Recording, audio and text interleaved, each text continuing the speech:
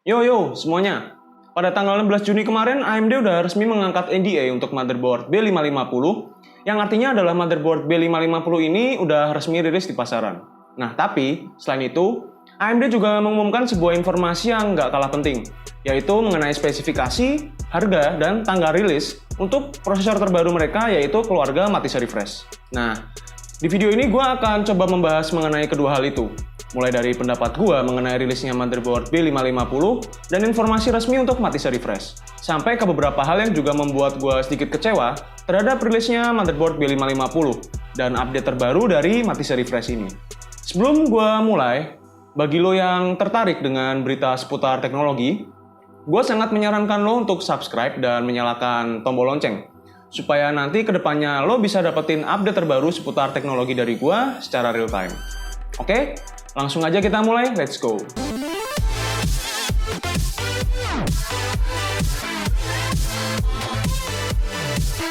Gue akan mulai dari update terbaru mengenai Mati seri Fresh dulu ya. Jadi, AMD udah secara resmi mengumumkan bahwa mereka akan merilis sebuah chip refresh terbaru mereka yang memiliki kode Mati seri Fresh atau 3000 XT series.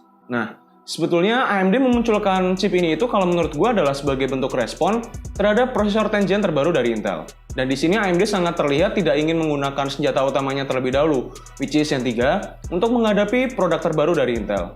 Mungkin buat lo yang udah pakai produk-produk dari AMD, kata XT di sini sangat terdengar nggak asing. Seperti misalnya Radeon RX 5700 XT, 5600 XT, dan sejenisnya. Nah memang, ini adalah pertama kalinya AMD membawa brand XT ini ke ranah desktop prosesor, sebagai sebuah level yang berada di atas versi X. Jadi dengan kata lain, versi XT ini memang didesain untuk menjadi sedikit lebih superior jika dibandingkan dengan versi X-nya. Nah, kalau misal lo udah lihat di video gue sebelumnya mengenai bocoran tentang Mati seri Fresh ini, gue mengatakan AMD akan merilis 3 prosesor, yaitu 3600 XT, 3800 XT, dan 3900 XT. Dan ternyata, bocoran tersebut terbukti valid. Karena seperti yang dikatakan di dalam video official dari AMD, mereka menyatakan bahwa untuk penamaan prosesor Mati seri Fresh ini menggunakan nama yang sama seperti yang ada di dalam bocoran yang udah gue infokan tempo hari. Nah, seperti yang terlihat pada gambar ini, AMD secara resmi menyatakan bahwa versi XT ini akan memiliki konfigurasi core dan thread yang sama dari versi X, namun akan memiliki peningkatan performa. Peningkatan performa ini bisa gue bilang nggak terlalu signifikan sih, tapi ya seenggaknya ini adalah yang AMD coba tawarkan ke kita semua. Nah di sini kita akan coba intip satu persatu ya, mulai dari Ryzen 5 3600 XT. AMD mengklaim bahwa untuk 3600 XT akan memiliki peningkatan 100 MHz boost clock jika dibandingkan dengan 3600X dengan harga $249 yang mana diambil dari Ryzen 3600X. Nah sekarang, kalau misalnya kita lihat di versi rupiahnya, karena harga untuk XT ini bakal menggunakan MSRP untuk versi X saat ini, maka kemungkinan Prosi ini bakal dibanderol di harga 3,4 jutaan. Ya, memang bisa dibilang agak sedikit mahal, karena lo bisa dapetin Ryzen 5 3600 yang biasa di harga 2,9. Dan menurut gua merupakan deal yang lebih bagus, mengingat lo cuma dapetin 5% peningkatan performa dengan 17% peningkatan harga. Tapi ya kalau misal lo memang pengen dapetin boost clock tertinggi dari 6-core prosesor, monggo. Boleh diangkut untuk Ryzen 3600 XT ini. Gue sedikit kecewa sih, karena gue mengharapkan peningkatan performa yang sedikit lebih tinggi lagi. Tapi ya, inilah faktanya. Tapi seenggaknya untuk versi X-nya akan mendapatkan penurunan harga sebesar $25. Nah, sekarang kita coba lihat Ryzen 7 3800 XT. Untuk chip ini, AMD mengklaim bahwa akan memberikan peningkatan 200 MHz performance dari 3800X yang akan dibanderol dengan harga $399. Nah, kalau kita lihat untuk boost pada 3800 XT ini akan mencapai angka 4,7 GHz yang bisa dibilang merupakan boost yang sama seperti 3950X. Jadi, bisa dibilang pada dasarnya ini adalah Silicon 3950X dan ini mantap sih kalau gue bilang. Untuk jumlah core dan thread-nya masih sama seperti 3800X. Seperti halnya yang terjadi pada 3600 XT juga. Nah, meski begitu, MSRP $399 juga bisa gue bilang cukup lumayan mahal untuk 8 core prosesor. Kalau misal dirupiahkan itu bisa di angka 5,6 jutaan sih, dan bahkan mungkin nanti bisa dijual di angka 6 jutaan. Sedangkan sebetulnya, lo bisa dapetin opsi yang lebih oke seperti misalnya Ryzen 7 3700X yang hanya dibanderol dengan harga 4,9 sampai 5 jutaan. Dan meski mendapatkan peningkatan boost sebesar 200 MHz, untuk perbedaan performanya juga nggak terlalu jauh jika kita melihat dari selisih harganya ya. Karena kalau misal ngomongin soal Ryzen 3000 series, Sebetulnya problemnya itu bukan di clock speed-nya, melainkan pada DRAM latensinya. Nah, dari beberapa website yang gue temuin, mereka mengatakan bahwa AMD juga mengklaim bahwa bakal ada peningkatan sampai sebesar 4% untuk versi XT ini. Nah, kalau gue lihat dari ketiga prosesor ini, sepertinya 4% yang dimaksud ini adalah peningkatan yang ada pada Ryzen 7 3800 XT. Karena prosesor ini mendapatkan peningkatan boost clock dengan angka yang paling besar. Dan jika kita melihat pada Ryzen 9 3900 XT, prosesor ini hanya mendapatkan peningkatan boost clock sebesar 100 MHz sama seperti Ryzen 5 3600 XT. Prosesor ini akan dibanderol di harga $499 yang mana adalah MSRP dari versi X-nya. Dan untuk versi X-nya sendiri akan mendapatkan potongan harga sebesar $50. Nah, kalau dilihat dari jumlah peningkatan clock speed yang ada pada 3900 XT, gue bisa bilang nggak terlalu mengesankan. Karena peningkatan clock speed pada prosesor ini, ketika dilihat dari Ryzen 9 3900X, bisa dibilang sama seperti pada kasus 3600 XT. Dan seperti yang gue bilang tadi, bahwa untuk konfigurasi seperti jumlah core, thread, dan cache-nya juga akan sama seperti 3900X. Dan malahan, kalau gue pikir ya, malah better kalau lo spend duit lo buat beli 3900X aja. Karena untuk 3900X bakal dapetin potongan harga. Nah, sekarang mungkin beberapa dari lo ada yang berminat pengen nyobain prosesor refresh dari AMD ini. Dan bertanya, kira-kira kapan prosesor ini mulai available? Nah, kalau kita lihat dari gambar yang diterbitkan oleh AMD, Matisha Refresh ini akan dirilis pada tanggal 7 Juli 2020, dan mungkin nggak akan lama sampai prosesor itu mulai masuk ke pasar di Indonesia. Kurang lebih itu untuk spesifikasi dan berita terbaru untuk Matisha Refresh ini, dan gue agak sedikit kecewa sih. Tapi ya seenggaknya apa yang gue perkirakan sebagian besar terjadi. Hal yang mungkin bisa nyelamatin ini prosesor dan menjadi lebih bernilai di mata gue itu adalah apabila misal AMD bisa memberikan F-Clock yang lebih baik. Jadi misal, kita bisa dapetin 2000 MHz F-Clock dari chip ini daripada misalnya 1900 MHz seperti yang kita temui saat ini. Yang mana hal tersebut akan membuat latensi menjadi semakin berkurang. Dan kalau misal latensinya berkurang, maka peningkatan clock speed yang diberikan AMD bakalan memberikan efek yang lebih baik lagi. Dan ada satu hal lagi, dan ini lebih ke prosesor 3900 XT sih. Seperti yang udah gue sebut di video gue sebelumnya, bahwa Ryzen 9 3900X itu punya masalah mengenai kualitas pada core-nya. Yang mana gue jelaskan di video gue sebelumnya, bahwa 6-core prosesor pada chip ini punya kualitas yang bagus, dan untuk 6-core sisanya punya kualitas performa yang kurang baik. Gue sangat mengharapkan seenggaknya hal ini tuh bisa diperbaiki oleh AMD. Sehingga pada Ryzen 9 3900 XT, gue berharap AMD memberikan 12 core dengan kualitas dan performa yang bagus. Sehingga prosesor ini dapat menghasilkan performa yang lebih maksimal. Tapi hal ini hanyalah harapan aja ya. Bisa terjadi dan bisa aja enggak.